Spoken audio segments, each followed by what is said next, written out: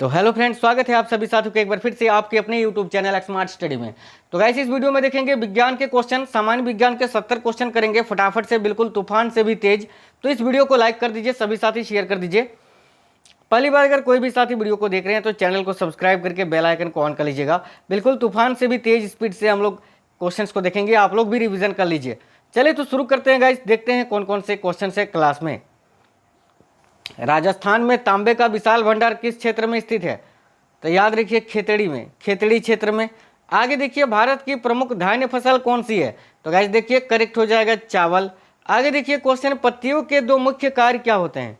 तो याद रखिएगा, देखिए प्रकाश संश्लेषण व बाष्पोत्सर्जन। ठीक है। डॉक्टर, चित्रकार, शिल्पकार आदि के द्वारा उपयोग किए जाने वाले कैल्शियम सल्फेट का लोकप्रिय नाम क्या है? तो गाइस देखिए प्लास्टर ऑफ पेरिस। इसका रासायनिक सूत्र होता है CaSO4। ठीक है, नहीं देखो CaSO4 विथ हाफ H2O, याद रखिएगा। आगे देखिए सोने के आभूषण बनाते समय उसमें कौन सी धातु मिलाई जाती है? तो तांबा करेक्ट आंसर हो जाएगा, तांबा याद रखिएगा। निम्नलिखित में से भारी, सबसे भारी धातु कौन सी है? तो गाइस ओस्मियम करेक्ट आ जाएगा, ओस्मियम। आगे देखिए आग बुझाने वाली गैस कौन सी है? इनमें से कौन सी आग बुझाने वाली गैस है? तो कार्बन डाइऑक्साइड करेक्ट आंसर हो जाएगा। आगे देखिए रात्रि में पेड़ के नीचे सोना हानिकारक होता है क्योंकि पेड़ क्या छोड़ता है? याद रखना कार्बन डाइऑक्साइड। आगे देखिए मानव शरीर में प्रचुर मात्रा में कौन सा तत्व पाया जाता है? राइट आंसर ऑक्सीजन करेक्ट हो जाएगा, ऑक्सीजन। टमाटर सॉस में क्या पाया जाता है? तो गाइस देखिए टमाटर सॉस में एसिटिक अम्ल भी पाया जाता है और ऑक्जेलिक एसिड भी पाया जाता है, दोनों ही याद रखना। आगे देखिए बायोलॉजी के जन्मदाता के रूप में किसे जाना जाता है? तो अरस्तु को। अरस्तु करेक्ट हो जाएगा। किस पौधे का फल भूमि के नीचे पाया जाता है? तो देखो इसके ऑप्शन रहेंगे बहुत सारे, ठीक है, उसमें से छाट के आपको निकालना है, आपको खुद पता चल जाएगा ऑप्शन देखते ही क्या आंसर होगा। सिंपल क्वेश्चन है, मूंगफली यहाँ करेक्ट है, याद रखना। कोशिका को एक निश्चित रूप कौन प्रदान करती है? तो याद रखिए कोशिका भित्ति। आगे देखिए पत्तियों को हरा रंग किसके द्वारा प्राप्त होता है? तो याद रखिए क्लोरोप्लास्ट या क्लोरोफिल के द्वारा।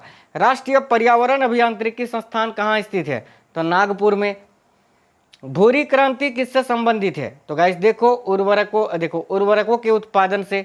मादा पशुओं में बच्चे पैदा होते समय कौन सा हार्मोन अधिक सक्रिय होता है? तो याद रखिए ऑक्सीटोसिन, ऑक्सीटोसिन याद रखिए। भारत का कौन सा राज्य एशिया की अंडे की टोकरी के नाम से जाना जाता है? तो गाइस आंध्र प्रदेश, याद रखना।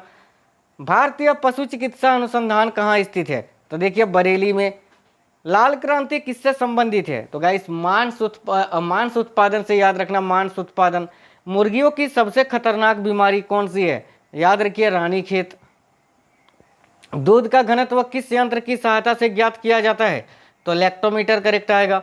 भारत में सर्वाधिक पशुधन किस राज्य में पाया जाता है? तो याद रखिएगा उत्तर प्रदेश। आगे गरीबों की गाय के नाम से किसे जाना जाता है? किसको गरीबों का गाय कहा जाता है? तो बकरी को। भारत में सबसे ज्यादा बकरियां किस राज्य में पाई जाती है? तो उत्तर प्रदेश में। ऊन के लिए विख्यात पशु पश्मीना क्या है? तो याद रखिए बकरी की एक नस्ल। किस स्तनधारी के दूध में जल की मात्रा सबसे कम होती है? याद रखिए मादा हाथी के, मादा हाथी के। केंद्रीय भेड़ एवं ऊन अनुसंधान केंद्र कहाँ पर स्थित है? याद रखना देहरादून में, देहरादून उत्तराखंड में।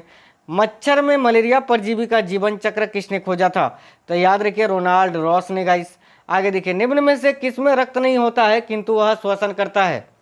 तो हाइड्रा करेक्ट आंसर हो जाएगा, हाइड्रा याद रखिएगा। आगे निम्नलिखित में से किसे जेलीफिश के नाम से जाना जाता है? तो याद रखिए जेलीफिश के नाम से ऑरिलिया को जाना जाता है, ऑरिलिया। आगे देखिए निम्न में से किसके अधपके मांस खाने से फीता कृमि मनुष्य की आंत में पहुंचता है? तो याद रखिएगा सुअर, सुअर करेक्ट आएगा। केचुए में कितनी आंखें होती है? केचुआ जो होता है उसमें कितना आंख होता है?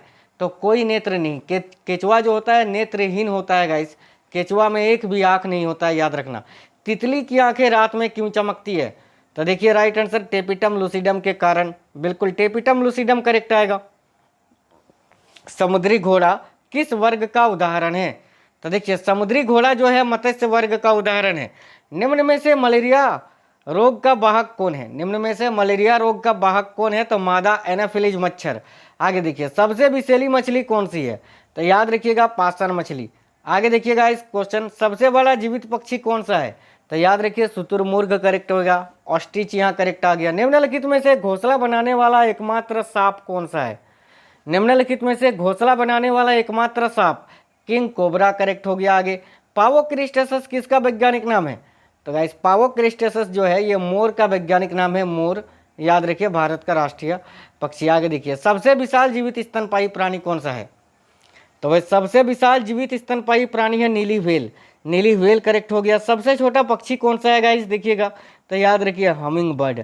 आगे देखिए तारपीन का तेल किससे प्राप्त किया जाता है? तो भाई याद रखिए चीड़ से। आगे देखो सभी साथी सामान्य प्रयोग में आने वाला मसाला जो है लौंग, ये कहाँ से प्राप्त होता है? सामान्य प्रयोग में आने वाला जो मसाला होता है लौंग, ये कहाँ से प्राप्त होता है? तो गाइस याद रखिएगा फूल की कली से। तो फूल की कली करेक्ट हो जाएगा, याद रखना फूल की कली। अच्छा भूमि में पौधों की जड़ों के लिए उपलब्ध जल होता है किस प्रकार का? तो भूमि में पौधों की जड़ों के लिए उपलब्ध जल होता है केशिका जल, याद रखिए केशिका जल। प्रकाश संश्लेषण की क्रिया कब होती है? ध्यान से देखिएगा प्रकाश संश्लेषण की क्रिया कब होती है गाइस? तो राइट आंसर हो जाएगा केवल दिन में, है ना। प्रकाश संश्लेषण देखो दिन में ही होता है, क्योंकि दिन में ही सूर्य का प्रकाश होता है, बिना सूर्य का प्रकाश का फोटोसिंथेसिस नहीं हो सकता है ना, याद रखिए केवल दिन में। आगे देखिए कोशिका के भीतर श्वसन का केंद्र कौन सा होता है? तो कोशिका के भीतर श्वसन का केंद्र होता है माइटोकॉन्ड्रिया। माइटोकॉन्ड्रिया को कोशिका का पावर हाउस कहा जाता है। माइटोकॉन्ड्रिया की खोज करी थी अल्टमैन ने, याद रखिए अल्टमैन ने, ठीक है। आगे देखिए क्वेश्चन, मानव शरीर में पित्त का प्रमुख कार्य क्या होता है? तो भाई मानव शरीर में पित्त का प्रमुख कार्य होता है वसा का एंजाइम द्वारा पाचन करना, वसा का एंजाइम के द्वारा पाचन करना। अच्छा वह यंत्र जिसके द्वारा तने की वृद्धि दर सही रूप से नापी जाती है कौन सा है? वह यंत्र जिसके द्वारा तने की वृद्धि दर सही रूप से नापी जाती है, तो ऑक्जेनोमीटर करेक्ट हो जाएगा, यहाँ देख लीजिए ऑक्जेनोमीटर। आगे देखिए क्वेश्चन, अग्नि निर्जा रोग किससे संबंधित है? तो देखिएगा इस क्वेश्चन का आंसर यहाँ पर गलती से टाइप ही हो गया है, सेब करेक्ट आएगा, सेब, ठीक है। अग्नि निर्जा रोग जो है रोग फायर ब्लाइट, ये एप्पल को होता है, सेब को। यहाँ पर एक और क्वेश्चन है कि मानव शरीर में लाल रक्त कणिकाओं का निर्माण कहाँ होता है? तो गाइस मानव शरीर में लाल रक्त कणिकाओं का निर्माण कहाँ होता है? तो अस्थि मज्जा, याद रखिएगा बोन मेरो में। जब हम बकरी या भेड़ का मांस खाते हैं तब हम किस प्रकार के उपभोक्ता कहलाते हैं? तो द्वितीय उपभोक्ता, याद रखिएगा। जनसंख्या का अध्ययन क्या कहलाता है? तो गाइस देखिए डेमोग्राफी करेक्ट आएगा, डेमोग्राफी। मनुष्य की त्वचा किस स्थान पर सबसे मोटी होती है? तो याद रखिएगा तलवे पर।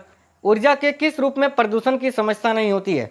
तो याद रखिए सौर ऊर्जा में, सौर ऊर्जा में बिल्कुल प्रदूषण नहीं होता है। मानव शरीर में किस अंग की हड्डी सबसे लंबी होती है? तो याद रखिए अरुअस्थि यानी जांघ की हड्डी, फीमर जिसको बोलते हैं। आगे देखिए अत्यधिक उच्च ताप की माप किससे की जाती है? तो राइट आंसर क्या हो जाएगा, यहाँ देखिएगा पूर्ण विकिरण उत्तापमापी से। इंद्रधनुष बनने का क्या कारण है? तो याद रखिए वायुमंडल में सूर्य के किरणों का जल बूंदों द्वारा परावर्तन। आगे देखिए सूर्य का ताप किसके द्वारा मापा जाता है? तो याद रखिए पायरोमीटर तापमापी के द्वारा। देखिए सेल्सियस तापक्रम पर जल के क्वथनांक तथा हिमांक क्या होगा? तो गाइस देखिए सेल्सियस तापक्रम पर जल का क्वथनांक यानी जल कब उबलेगा? तो 100 डिग्री सेल्सियस पर, और हिमांक यानी बर्फ कब बनेगा? तो 0 डिग्री सेल्सियस पर। आगे देखिए न्यूनतम संभव ताप कितना होता है? न्यूनतम संभव ताप कितना होता है? तो याद रखिएगा -273 डिग्री सेल्सियस। प्रकाश का वेग अधिकतम किस में होता है? तो निर्वात में। निर्वात में प्रकाश की चाल होती है 3 × 10⁸ मीटर पर सेकंड। आगे देखिए अगली क्वेश्चन ये रही, सूर्य विकिरण का कौन सा भाग है जो सोलर कुकर को गर्म कर देता है? तो अवरक्त किरण। उष्मागतिकी का प्रथम नियम किस अवधारणा की पुष्टि करता है? याद रखिए ताप संरक्षण का। आगे देखिए कमरे को ठंडा कैसे किया जा सकता है? तो याद रखिए संपीड़ित गैस को छोड़ने से। ध्वनि तरंगों की प्रकृति कैसी होती है? तो गैस याद रखिए अनुदैर्घ्य, और प्रकाश तरंगों का अनुप्रस्थ। प्रकाश के चिकने पृष्ठ से टकराकर वापस लौटने की घटना को क्या कहते हैं? तो याद रखिएगा प्रकाश का परावर्तन, ठीक है, रिफ्लेक्शन ऑफ लाइट।